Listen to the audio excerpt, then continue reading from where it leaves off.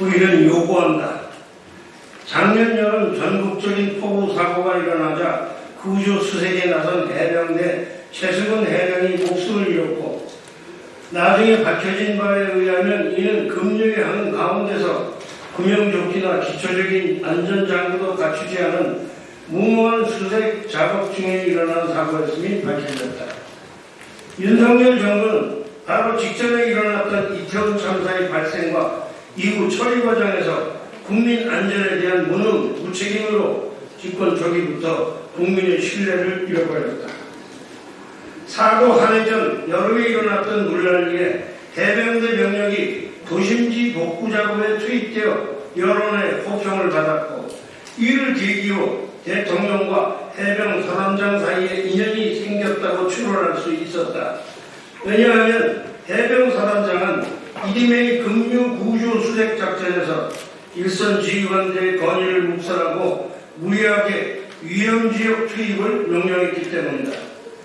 병사들에게 구명조끼를 입힐 필요가 없으며 그것을 입히면 해병대의 상징인 붉은 셔츠가 보이지 않는다는 사단장의 명령은 이를테면 보여주기식 작전임을 드러내는 것이었다.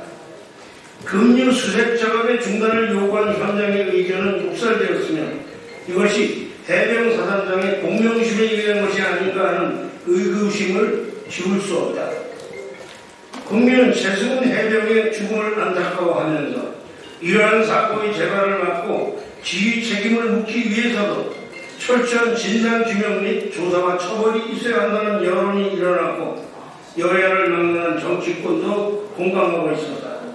이에 수사를 맡은 박종훈 대령은 진상규명으로 최 해병의 죽음이 헛되거나 억울한 일이 되지 않도록 현장 지휘관에서 사단장이 이르기까지 책임과 잘못을 묻게 될 조사를 철저히 하여 경찰에 이첩하였지만, 대통령이 국방부 장관에게 이런 일로 사단장까지 처벌하게 되면 대한민국에서 누가 사단장을 할 수 있겠는가라는 경로의 지적이 있었고, 이는 국군 통수권자인 대통령이 직접 수사에 개입하여 가이드라인을 제시한 명백한 사례로 기록되었다.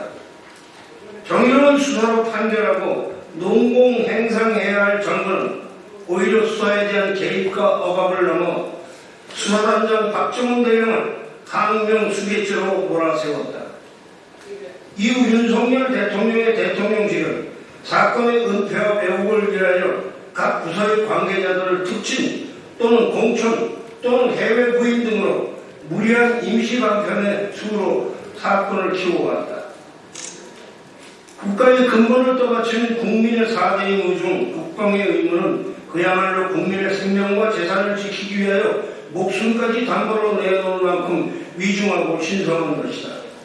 정부는 누구에게나 공평하고 정의롭게 이 의무를 마칠 수 있도록 보장하고 신뢰를 주어야 할 것이다. 그리고 국군은 어느 위정자의 사장이나 어느 장군의 출세 수단이 아니라 국민의 아들딸이며 국민의 생명과 안전을 지키는 국민의 군대이다. 이러한 정부와 국민 간의 신뢰를 저버린 대통령이나 일선 지휘관은 마땅한 처벌을 받아야 하고 정치 사회적인 책임을 져야 한다.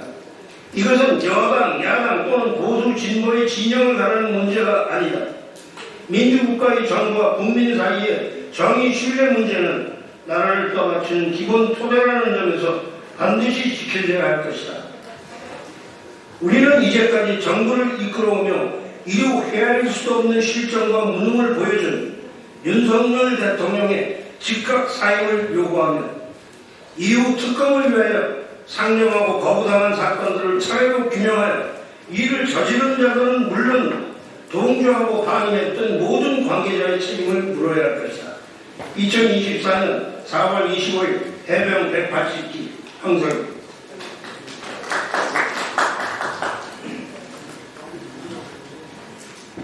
대한민국 국민 여러분, 대한민국의 근간이 흔들리고 있습니다.